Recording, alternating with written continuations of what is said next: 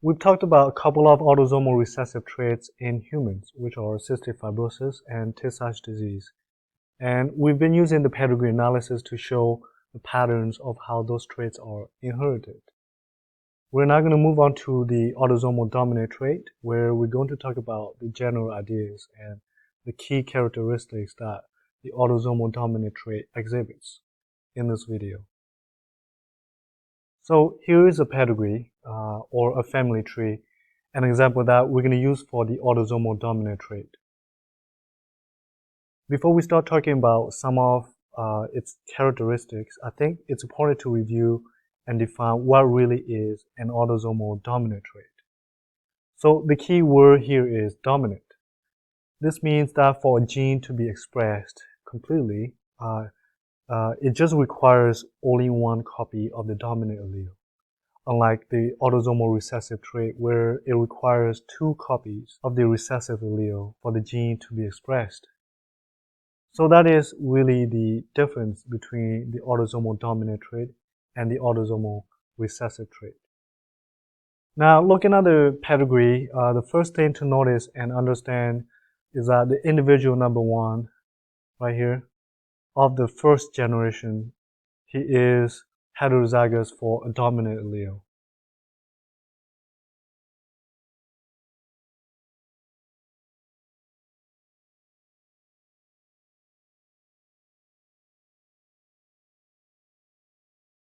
What do I mean by heterozygous for a dominant allele?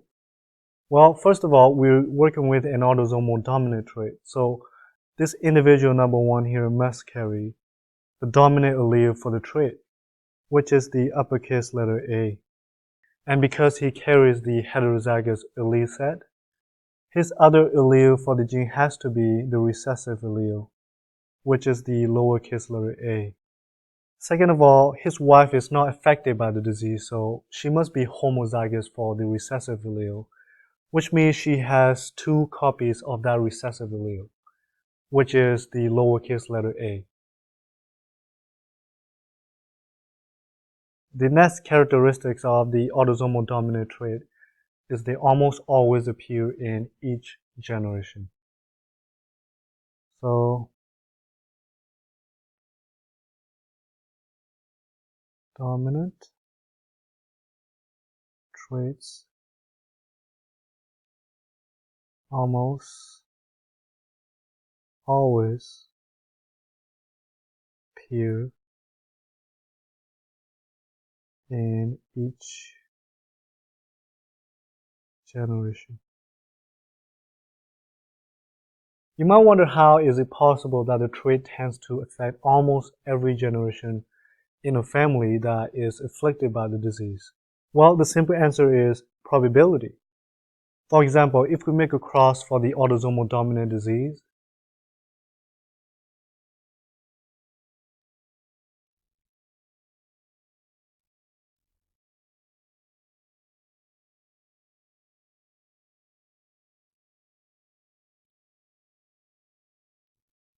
we will see that it's 1/2 chance that the child will inherit the disease. But if we make a cross for the autosomal recessive disease,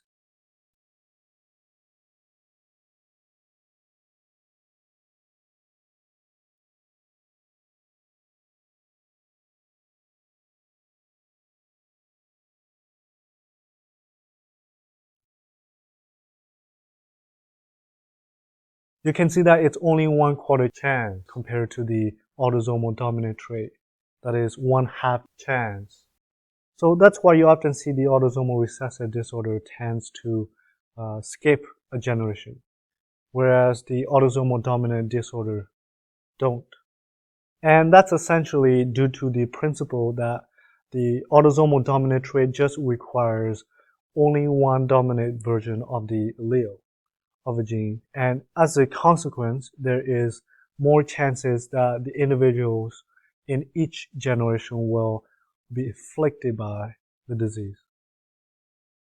Another characteristic of the autosomal dominant trait is that if you look at the family tree very closely, you will realize that the affected individuals all have an affected parent. Look at the first generation here. Two of the kids have the trait. or the disease. And look at the generation 3. Individual number 2 and individual number 3. They have the trait, and one of the parents has the trait.